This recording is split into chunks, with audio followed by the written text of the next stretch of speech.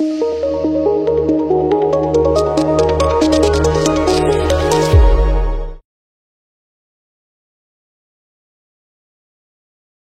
Andy. I am Dr. Shruti, consultant, fertility expert, 49 Hospitals, LB Nagar branch. So embryo transfer అనగానే ఇది ఒక పెద్ద procedure. దీనికి bed rest ఉండాలి. సో ట్రాన్స్ఫర్ అయ్యాక చాలా కేర్ఫుల్గా ఉండాలి. ఏమీ తినాలో ఏమీ తినకూడదు, చాలా డౌట్స్ ఉంటాయండి. మొత్తం ఐవీఎఫ్ పద్ధతిలో అన్నిటికంటే simplest technique embryo transfer and patient కి కూడా చాలా కంఫర్టబుల్ గా పెయిన్లెస్ గా చేసే టెక్నిక్ ఎంబ్రియో ట్రాన్స్ఫర్ అన్నమాట. పేరులోనే మీకు అర్థం అవుతుండొచ్చు, ఎంబ్రియోని వైఫ్ గర్భసంచిలో మనం పెట్టడాన్ని ఎంబ్రియో ట్రాన్స్ఫర్ అంటారు. Very very crucial step, but very easy to perform. So doctor కి కూడా చాలా ఈజీ, పేషెంట్ కూడా వెరీ పెయిన్లెస్ టెక్నిక్ అన్నట్టు. సో ఈ ఎంబ్రియో ట్రాన్స్ఫర్ చేసుకోవాలి అంటే మీరేమైనా జాగ్రత్తలు తీసుకోవాలా? సో నార్మల్ ఎంబ్రియో ట్రాన్స్ఫర్ అనేది పేషెంట్ కి పికప్ చేశాక ఎగ్స్ అన్ని పికప్ చేసి ఎంబ్రియోస్ తయారు చేసుకుని మనం రెడీగా పెట్టుకుంటాం అనమాట. దెన్ వైఫ్ కి గర్భసంచి లైనింగ్ అనేది మనం ప్రిపేర్ చేస్తూ వస్తాం.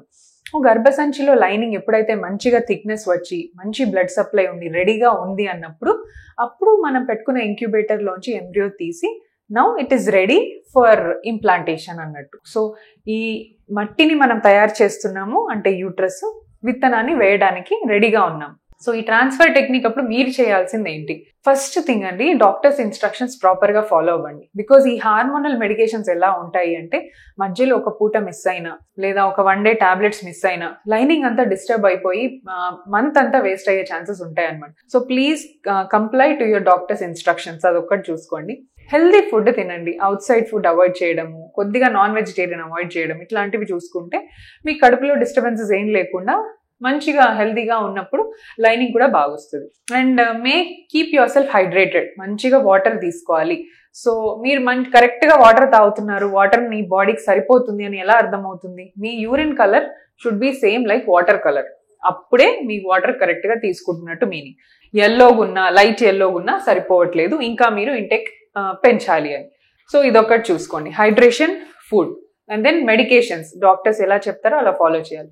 ఎంబ్రియో ట్రాన్స్ఫర్ రోజు మీరు ఫాస్టింగ్లో రానవసరం లేదు, పెద్దగా ఏమీ ఆ రోజు తినకుండా రావాలి లేదా అట్లా ఏం లేదండి. నార్మల్గా మీరు వర్క్కి ఎలా వెళ్తారో లేదో ఇంట్లో ఎలా ఉంటారో అలా వచ్చేసేయండి. అండ్ ఓటీలో మిమ్మల్ని పడుకోబెట్టి ఫుల్ బ్లాడర్లో, అంటే మీకు యూరిన్ అర్జెంటుగా రావాలన్నమాట. సో యూరిన్ అర్జెంటుగా రావడం వెనకాల కాన్సెప్ట్ ఏంటి అంటే, ఇప్పుడు మీ బ్లాడర్ ఫుల్ అయింది అనుకోండి, సో యూరిన్ అర్జెంటుగా వచ్చిన టైంలో బ్లాడర్ ఉబ్బుతుంది, దానివల్ల యూట్రస్ అనేది స్ట్రైట్ అయిపోతుంది. సో యూట్రస్ స్ట్రైట్ అవ్వడం వల్ల ఈజీగా మనం ఎంబ్రియో ట్రాన్స్ఫర్ చేయొచ్చు, డాక్టర్కి డిఫికల్టీ ఉండదు. సో ఇది ఒక్కటి ఫుల్ బ్లాడర్లో మాత్రం చేస్తామన్నమాట టెక్నిక్. కొంతమంది చాలా సెన్సిటివ్ ఉంటారు, ఈవెన్ ఎంబ్రియో ట్రాన్స్ఫర్ కూడా తట్టుకోలేనట్టుగా ఉంటారనమాట. వీళ్ళకి ఏంటంటే మత్తు తీసుకునే ఆప్షన్ కూడా ఉంది. మీరు అసలే నేను చాలా సెన్సిటివ్ అనుకున్నట్టయితే అనస్థీషియాలో కూడా మనం ఎంబ్రియో ట్రాన్స్ఫర్ చేసుకోవచ్చు. సో ఏ టెన్షన్ లేకుండా, ఏ మాత్రం నొప్పి మీరు ఫీల్ అవ్వకుండా ఎంబ్రియో ట్రాన్స్ఫర్ చేసుకోవచ్చు. చేసుకున్న తర్వాత వెంటనే లేచి నడవచ్చా? చాలా మంది ఎంత మెల్లిగా నడుస్తారు అంటే వాళ్ళని చూస్తుంటే అంటే ఎంబ్రియో పడిపోతుందా అనే భయంతో నడిచినట్టు అనిపిస్తుంది. అలా అవసరం లేదండి. ఎంబ్రియో ట్రాన్స్ఫర్ తర్వాత ఒక్క 10-15 నిమిషాలు అలా కాట్ పైన లై డౌన్ అయిన తర్వాత then you can do your all works immediately. అన్ని పనులు చేసుకోవచ్చు ఎక్సెప్ట్ కొద్దిగా హెవీ వెయిట్స్ లిఫ్ట్ చేయొద్దు. హెవీ వెయిట్లో మీ ఇంట్లో ఉన్న పిల్లల్ని ఎత్తుకోవడం ఇవన్నీ కూడా వస్తాయి. సో పిల్లల్ని ఎత్తుకోవడము ఇవన్నీ కూడా చేయకూడదు. హస్బెండ్ అండ్ వైఫ్ మీట్ అవ్వకూడదు. ఇంటర్ కోర్స్లో పార్టిసిపేట్ చేస్తే పెట్టిన ఎంబ్రియో ఇంప్లాంట్ అయ్యే దగ్గర డిస్టర్బెన్స్ అయ్యే ఛాన్సెస్ ఉండొచ్చు. సో హస్బెండ్ వైఫ్ మీట్ అవ్వకూడదు. Very very long journeys like 6 hours 7 hours continuous journeys చేయడం, బస్ జర్నీస్, ఆటోలో జర్నీస్, ఇవన్నీ కొద్దిగా డిస్టర్బింగ్ ఫర్ ఇంప్లాంటేషన్. ఈ 3 things అవాయిడ్ చేస్తే చాలండి. అండ్ ఫుడ్ విషయానికి వస్తే లైక్ హెల్దీ ఫుడ్ తీసుకోవడం. Too much of non veg తీసుకుంటే ఏమవుతుందంటే ఇట్ లీడ్ టు కాన్స్టిపేషన్. మళ్ళీ కాన్స్టిపేషన్ ప్రాబ్లంతో మోషన్కి ట్రై చేసి ఆ ప్రెషర్ అంతా యూట్రస్ మీద పడడము ఇవన్నీ అవుతాయి. అవాయిడ్ నాన్ వెజ్ అయితే బెటర్, బట్ వీక్లీ వన్స్ అట్లా eggs and fish lean protein కాబట్టి ఇవి తీసుకోవచ్చు. అండ్ వాటర్, అడిక్వేట్గా వాటర్ తీసుకోవాలి.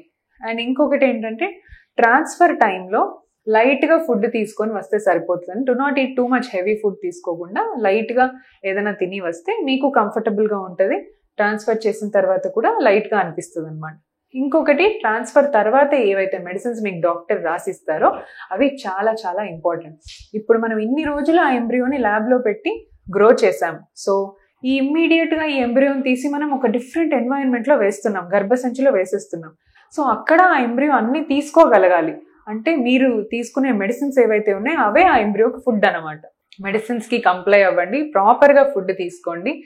అండ్ ఈ మెడికేషన్, ఫుడ్, స్ట్రెస్ లెవెల్స్ అవుతుంది లేదంటే లేదు అనే మెంటాలిటీతో ఉంటే చాలా మందికి పాజిటివ్ వస్తుంది. ఇప్పుడు స్ట్రెస్ తీసుకొని బాగా మనకి అవుతుందా లేదా అని ఆలోచించిన వాళ్ళలో స్ట్రెస్ హార్మోన్స్ రిలీజ్ అవుతాయి అనమాట. సో కార్టిజాల్ అని, అడ్రినలిన్ అని, ఈ హార్మోన్స్ రిలీజ్ అవటం వల్ల గర్భసంచికి అన్నెసెసరీ కాంట్రాక్షన్ స్టార్ట్ అవుతాయి. సో కాంట్రాక్షన్ స్టార్ట్ అవుతే అతుక్కున్న ఎంబ్రియో కూడా విడిపోయే అవకాశం ఉంటుంది. సో స్ట్రెస్ ఫ్రీగా హ్యాపీగా ఉండేలాగా చూసుకోండి. Thank you so much.